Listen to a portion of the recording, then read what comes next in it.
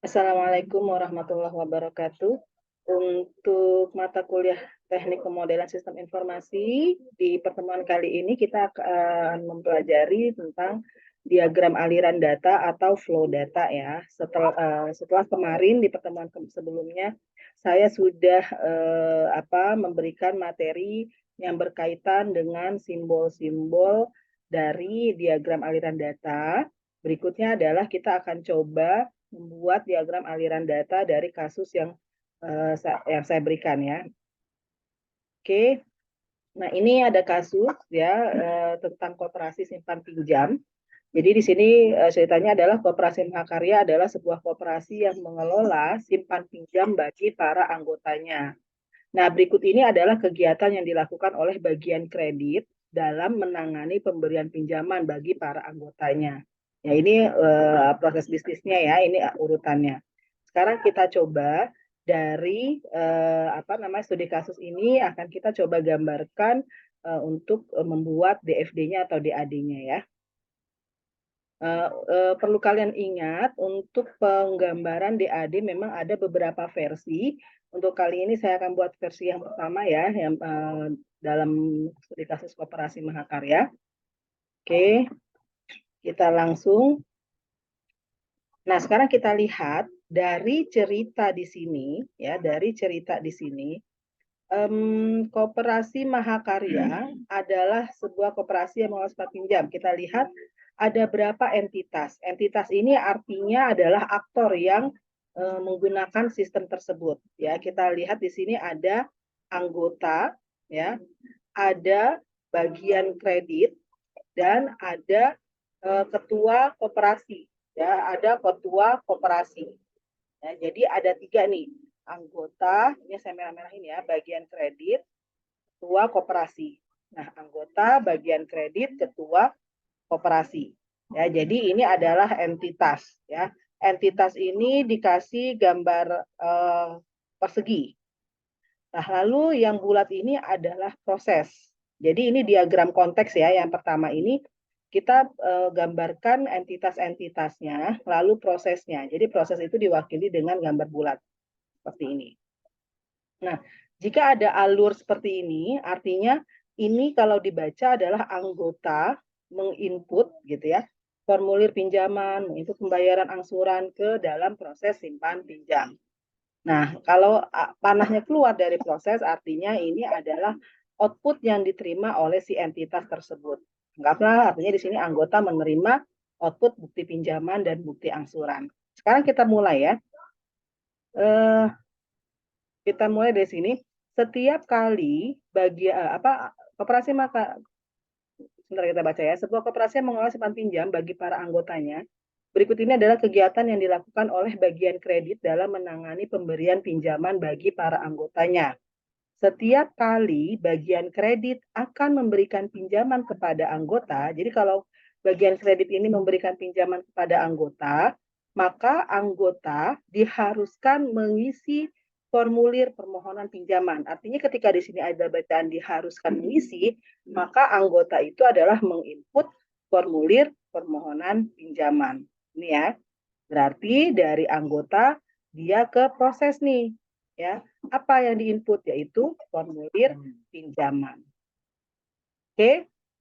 Nah, ini isinya ya. Nanti ada di tahap berikutnya ya untuk menguraikan isi dari formulir pinjamannya.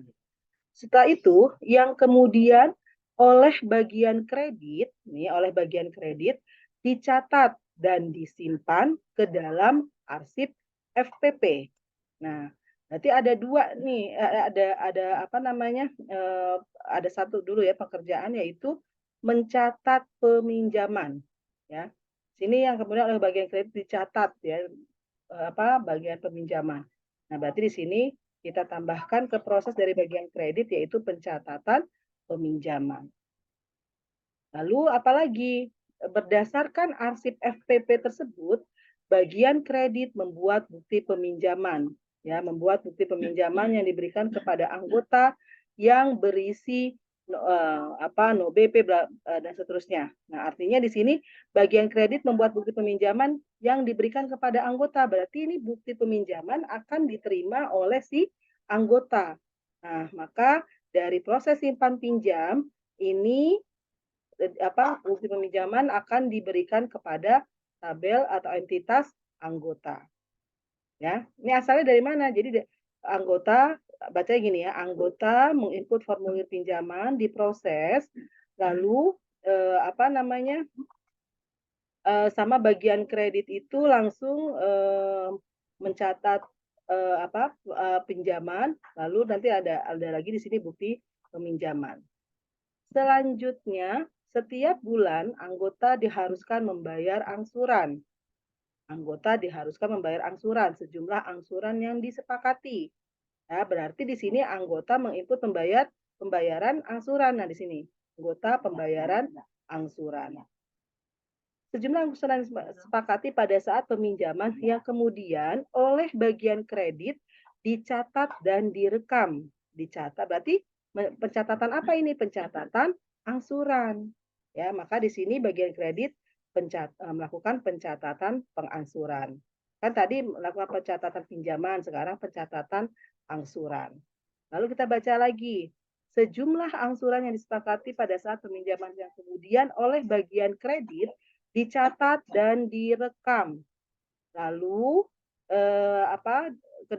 dicatat dan bagian kredit dicatat dan direkam ke dalam arsip angsuran.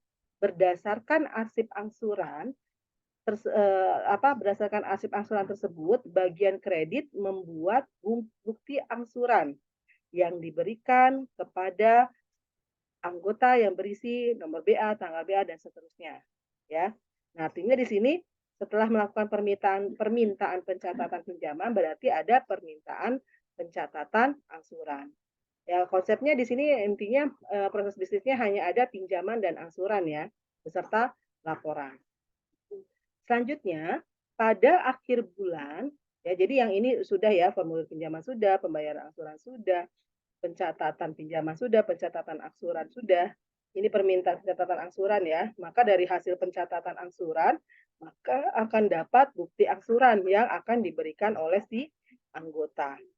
Nah, pada akhir bulan, bagian kredit selalu membuat laporan peminjaman berdasarkan arsip bukti pinjam dan laporan angsuran.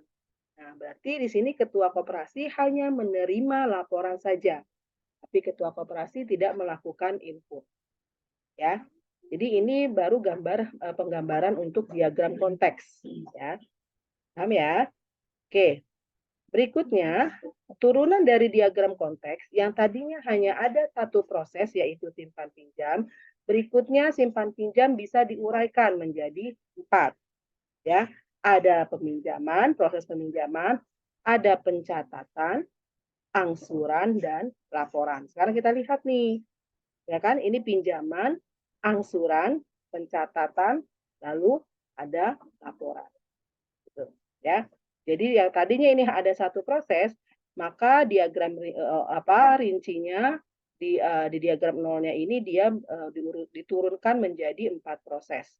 Saya ulangi kembali, peminjaman, pencatatan, angsuran, dan laporan. Nah, peminjaman di sini yang melakukan peminjaman siapa? Yaitu entitas anggota. Ya, yang melakukan angsuran siapa? Yaitu entitas anggota. Yang melakukan pencatatan yaitu bagian kredit. Yang melakukan laporan yaitu kita lihat di sini ketua koperasi. Ya. Oke, kita lihat lagi ya. Di sini kan ada alurnya ada 1, 2, ya 2, 3, 4, 5 ya. Maka di sini pun ada 5. 1, 2, 3, 4, 5. Oke, sampai di sini bisa dipahami? Oke ya. Berikutnya, diagram satu formulir permohonan. Bisa kelihatan tidak ya? Kalian kecil ya. Kita besarkan lagi.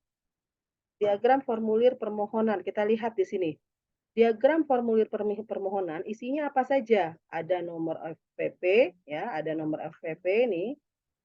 Ya, nomor FPP, terus ada tanggal permohonan, ya, ini tanggal permohonan. Ada nomor anggota, nama anggota, jumlah permohonan, dan keperluan ya. Jadi ada 6 item yang harus di-input ya di dalam formulir permohonan. Nah, kita anggaplah ini satu bundel ini adalah proses yang kedua. Maka dia akan menghasilkan apa? Nah, kita lihat nomor anggota, jumlah dan keperluan yang kemudian oleh ke dalam arsip FPP. Ya, jadi dia akan formulir permohonan ini ketika sudah diinput dia menjadi arsip FPP. Ini ya. Oke. Berikutnya dia ini uraiannya ya, tapi kalau kita mau ringkas jadi satu akhirnya bentuknya seperti ini. Ya. Nih, ya, uraian jadi bentuknya jadi seperti ini ringkasannya.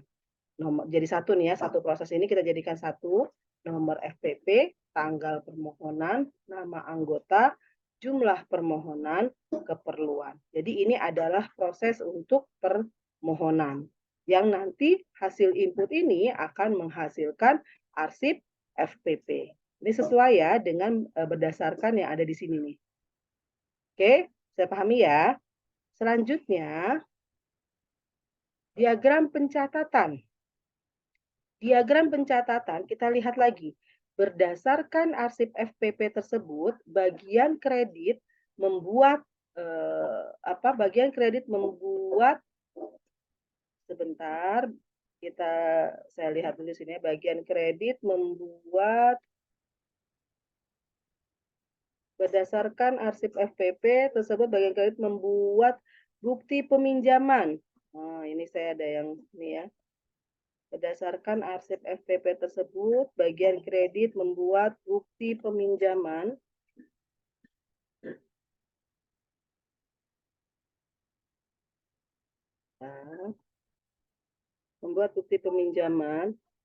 yang diberikan kepada anggota ya, yang diberikan kepada anggota yang berisi nomor BP, tanggal BP, nomor anggota. Oke, kita lihat di sini ya. Nah, yang berisi jadi arsip FPP ini membuat bukti peminjaman gitu ya yang diberikan kepada anggota yang berisi nomor BP, tanggal BP, nomor anggota, nama anggota, jumlah realisasi ini ya sesuai ya jumlah realisasi, lama angsuran, jumlah jumlah angsuran dan bunga. Nah, ini rangkap ya disimpan ke dalam arsip BP. Nah, jadi ini yang tadinya turunan dari arsip FPP, kita bisa menginput bukti peminjaman, ini item-itemnya, lalu hasil dari inputan ini, maka muncullah atau bisa terciptanya arsip atau file atau dokumen arsip BP. Nah, ini kita tulis proses 1. Ya. Nah, kita udah sampai sini nih. Berikutnya, nah ini ringkasan yang tadi ya, ringkasan dari sini. Ya, maka kan ini ada arsip FPP, ini arsip BP ya, arsip FPP ini bundelannya nomor BP, tanggal BP, nomor anggota dan sebagainya. Ini arsip FPP, ini arsip BP, ya ini proses 1 tuh ya. Oke. Berikutnya diagram angsuran. Sekarang kita lihat diagram angsuran.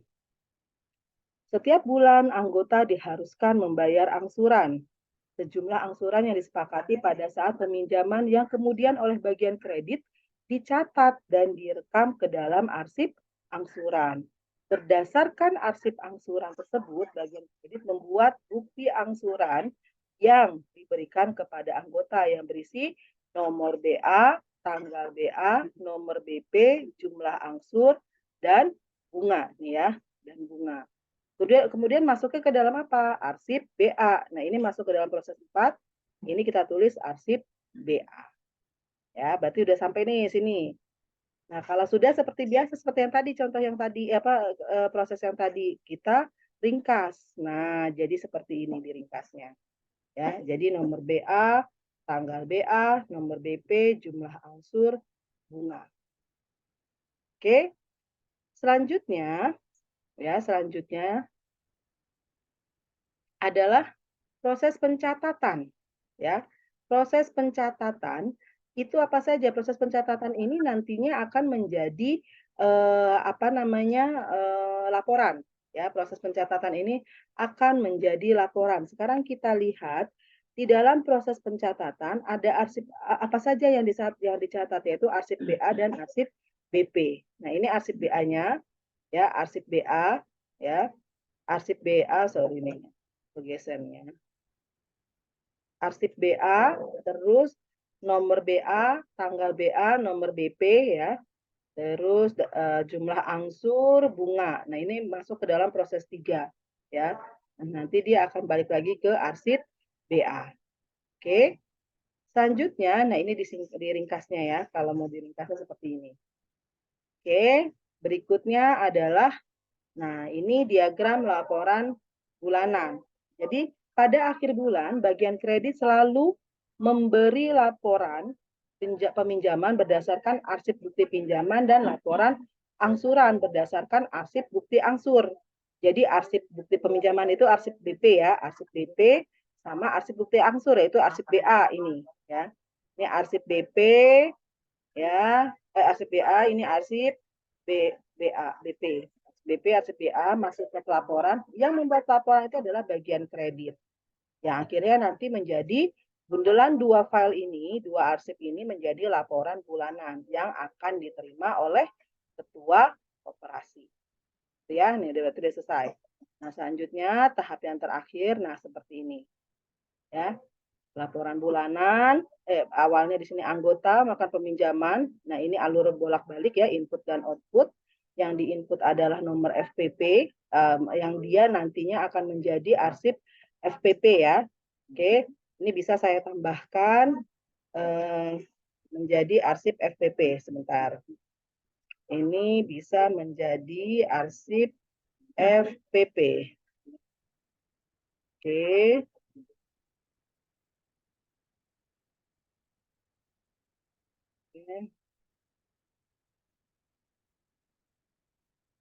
Ini bisa, oh sorry.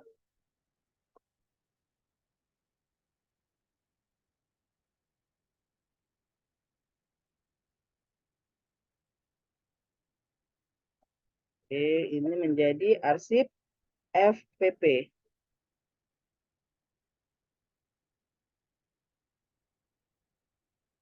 Satu dua satu ya. FPP. Oke.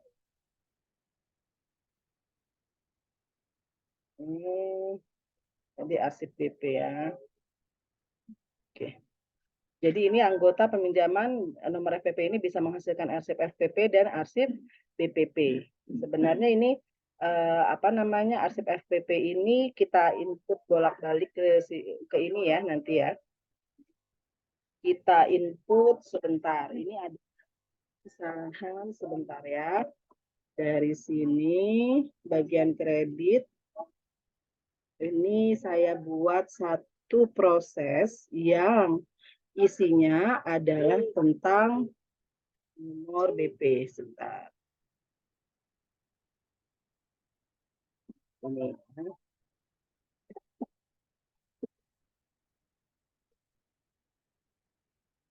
Oke, ini. Kan.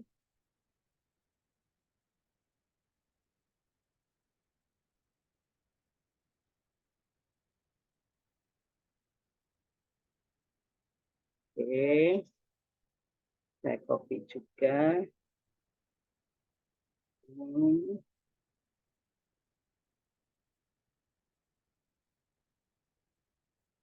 Oke. Ini bagian kredit ya yang mengerjakan.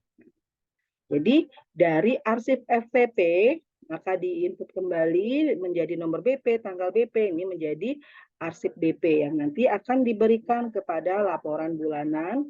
Terus ada arsip BA juga ya. Sekarang kita lihat nih. Kan arsip FPP sudah nih ya, arsip FPP. Berdasarkan arsip FPP tersebut, bagian kredit membuat bukti peminjaman ya yang diberikan kepada anggota yang berisi nomor BP, tanggal BP, nomor anggota, nama anggota, dan seterusnya. Nanti akhirnya menjadi rangkapnya disimpan ke dalam arsip BP nih ya, arsip BP nih. Nah, terus apa lagi? Kalau yang angsuran, berdasarkan arsip angsuran tersebut, bagian kredit membuat bukti angsuran yang diberikan kepada anggota yang berisi nomor BA, tanggal BA, nomor BP, jumlah angsur, bunga, dan sebagainya. Oke ya, bisa ya difahami ya. Sekarang nanti kalian kerjakan yang untuk latihan berikutnya akan menjadi tugas atau menjadi nilai UTS. Oke, baik, demikian yang bisa saya berikan materinya. Terima kasih. Assalamualaikum warahmatullahi wabarakatuh.